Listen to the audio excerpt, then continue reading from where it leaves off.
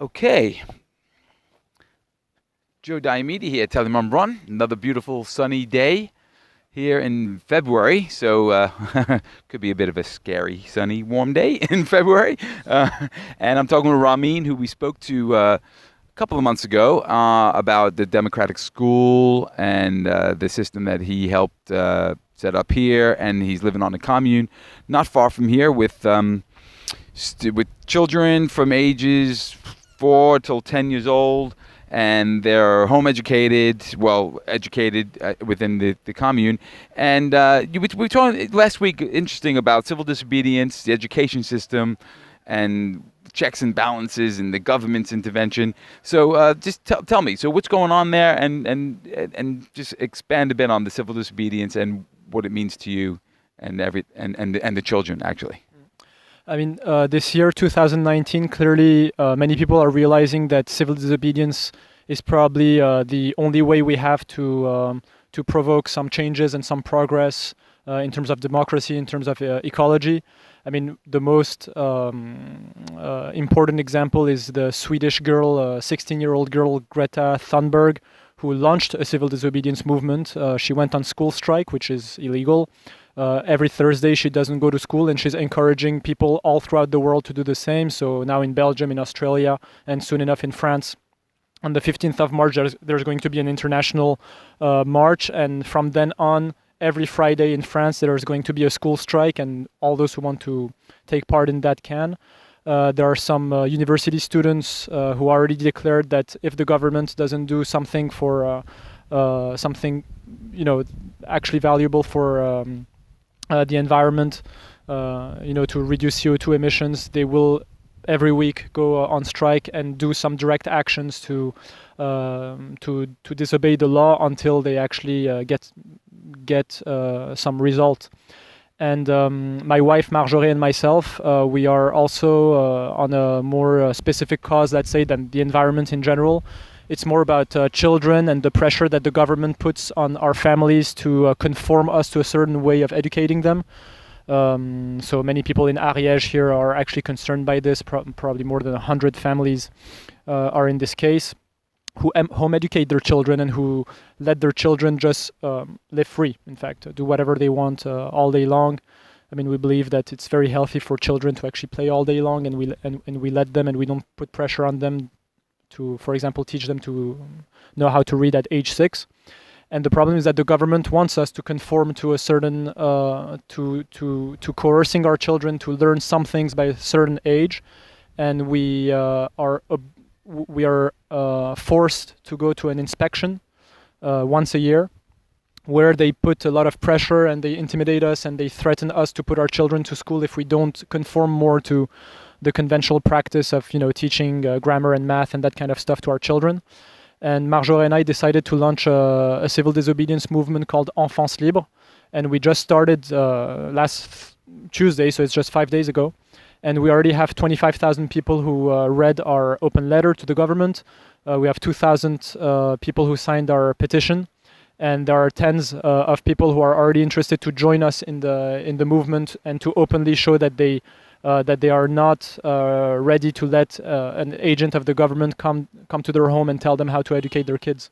Right. So I'm going to ask the question that maybe a lot of people who are watching this are going to ask. So you say you don't want to teach children to read at a certain age, and I know this is not a new movement. The free education. It started in the Sudbury schools in the States, and obviously 100 years ago there was free education because there was the mainstream education was only for the privileged and kids who worked in the field with their parents. But so are there examples today of kids who have grown up like this free education? What a lot of people are going to say, well, what's in the future for a child who can't read when he's 15 years old? Is that actually a follow-on of not reading, or do they learn to read? What happens to the child who's grown up in this free way, to their future prospects of in the workforce or wherever, just in life in general? Yeah, I mean, the usual belief is that if you don't coerce a child, if you don't accompany him and cajole him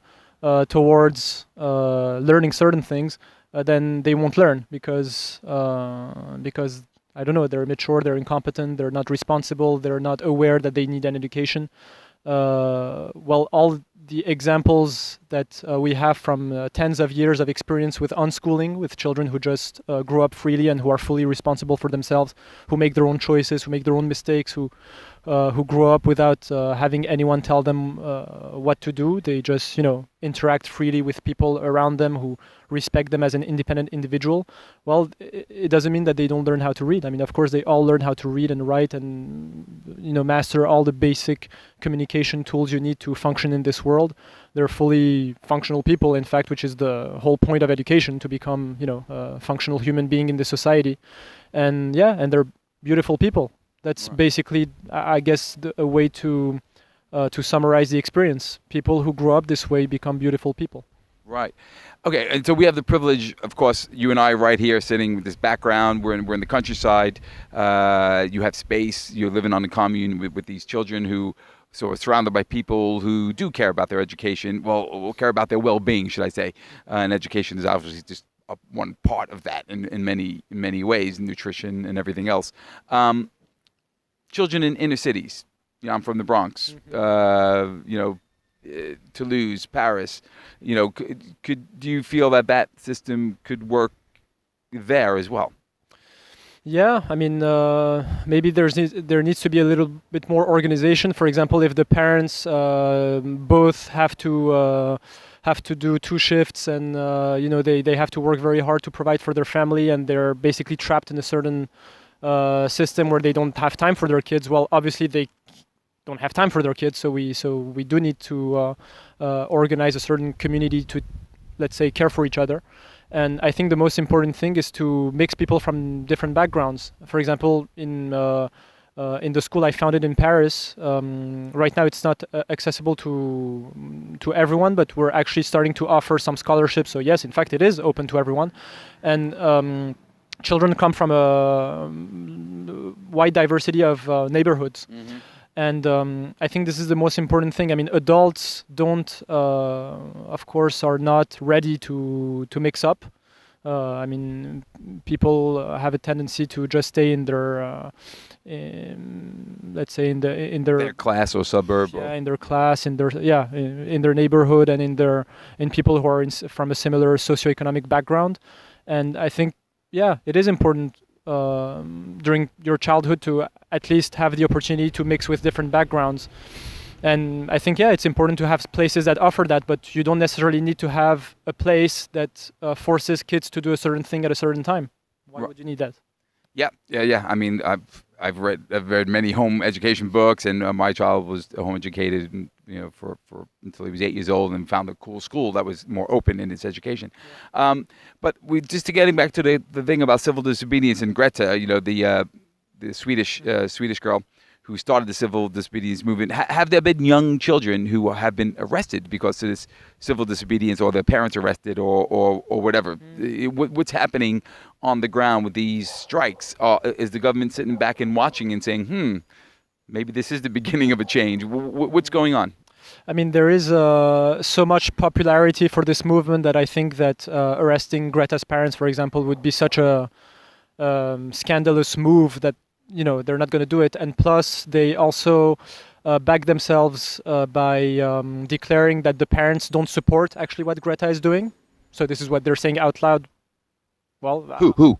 Greta herself is saying that her parents are not supporting her move. So which is smart, because yes, maybe actually the parents could have issues with justice if they said, oh yeah, we're not, we're supporting our child skipping classes. Civil disobedient child. Yeah, exactly. So when a 16-year-old has a political message while she's going on strike and doing something, it would be probably actually against human rights in a certain way to not let her express herself and protest this way. So I think the government can't do anything about it. And now that there are tens of thousands of people all over the world following this movement, well, it is a social movement, and you can't put people to put children to jail because they're skipping classes because they want a healthy planet. I mean, that just doesn't make sense. Right, true. And if anyone out there hasn't heard of Greta Thunberg,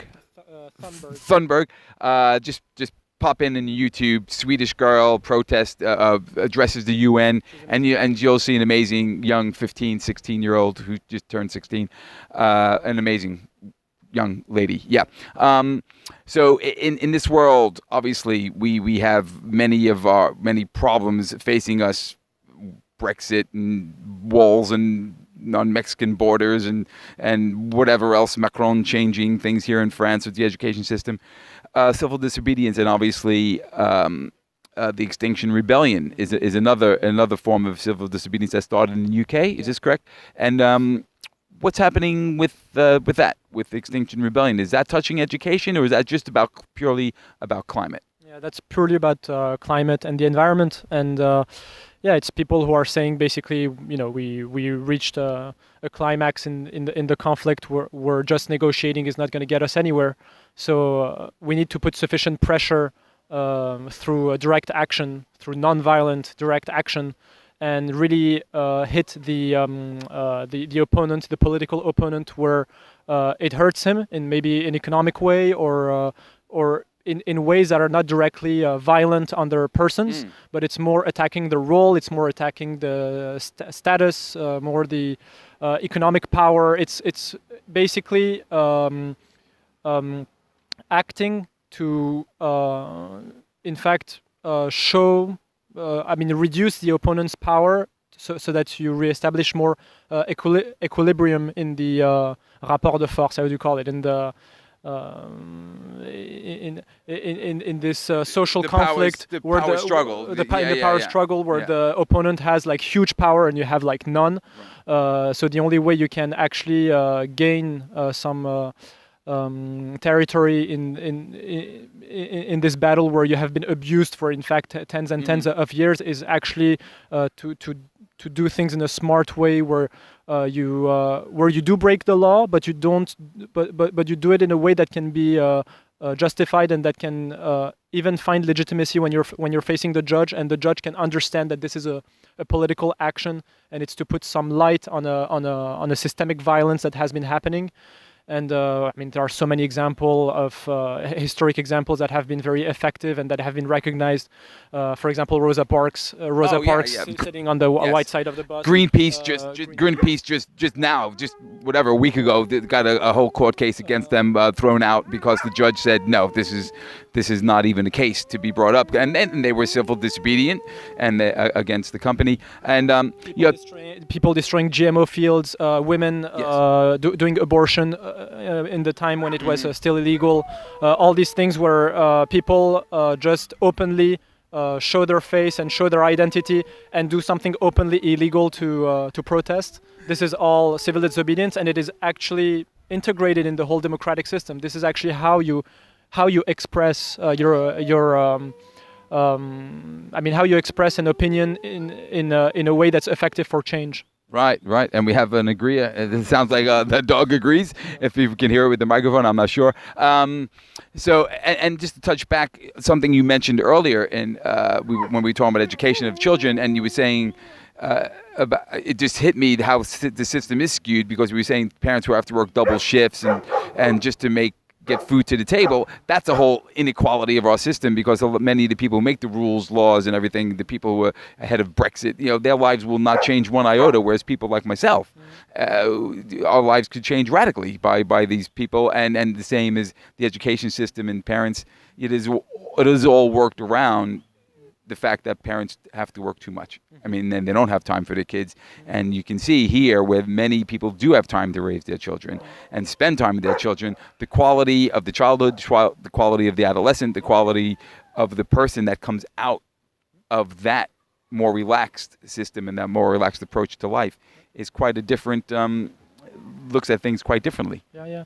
And the thing is that why is life quality here better than, for example, in the Bronx, while in fact we're probably economically more poor here in average.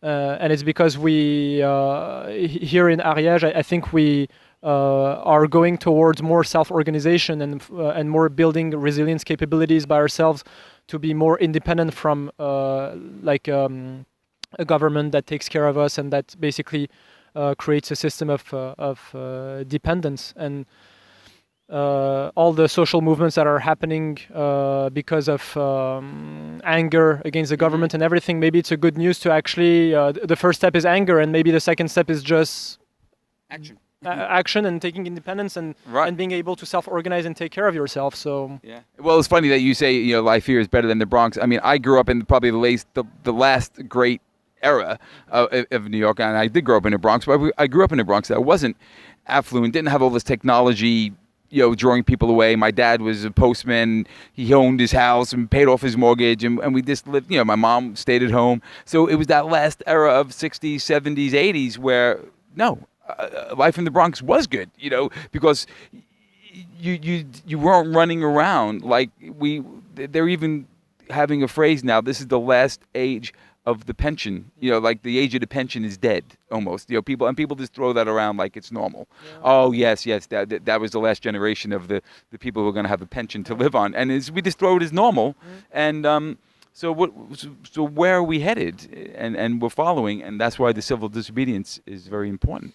I mean, not only civil disobedience, but again, self-organization. For example, I don't count on getting a pension either. Whereas here, like in France, pension is like sacred. I mean, people all believe in it.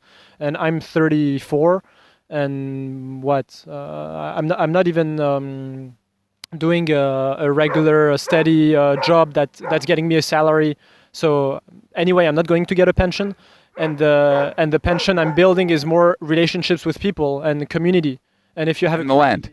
Yeah, and the land. And if you have a community and you have a land, why would you need a pension? Why would you need a salary that comes each month? I mean, you have people around you who, when I will be unable to, let's say, take care of myself, maybe at age 80 or 85 or something, and I'll be unable to do any, let's say, paid work, then yeah, people will be around me to take care of me during my last old days. I mean, why would I count on the rest of the whole nation to take care of me? I don't want to. Leave me alone. Right. Well, and true.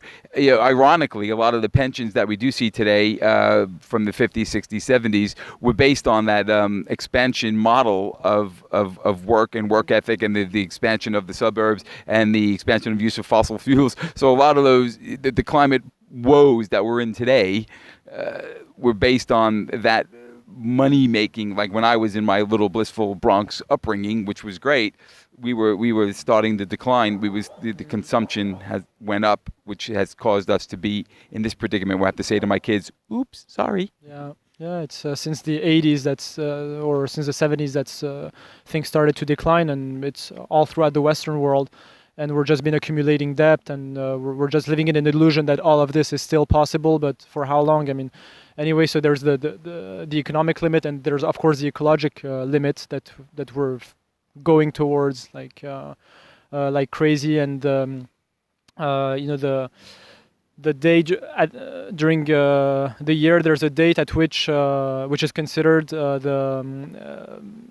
the date at which we already consumed all the resources that the tipping point, like the tipping point. I mean, that the planet can regenerate in a year, and every year it's going backwards and backwards. I think it's around like beginning of July now. So it means that in fact for half a year we're consuming resources that the planet is not able to regenerate in a year. So of course this is not sustainable. We're living in debt. Basic math.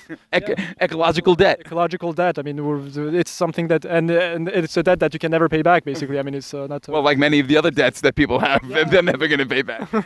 Exactly. It's where unfortunately where life mimics life. Natural life, environmental life. Is mimicking real life, and it's the world that we have somehow created and need to come back and recreate, thanks to people like Greta, yourself, civil disobedience, Extinction Rebellion, people waking up.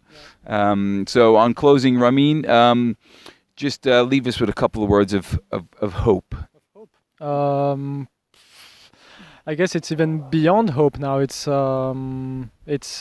action now. I mean, we don't need hope. We just live. Just live for the moment, and that's all we can do really, and just enjoy this. The sunshine, although how maybe weird it is, we have to enjoy the day and be in it and say we have to go on from here. Ramin, thank you very much. Joe Diomede, Telemann Brun, sitting on the banks of a small little stream running through our lovely little village, and hopefully we will see see generations far from now doing the same thing because of actions we've taken today. Thank you. Joe Diomede saying goodbye.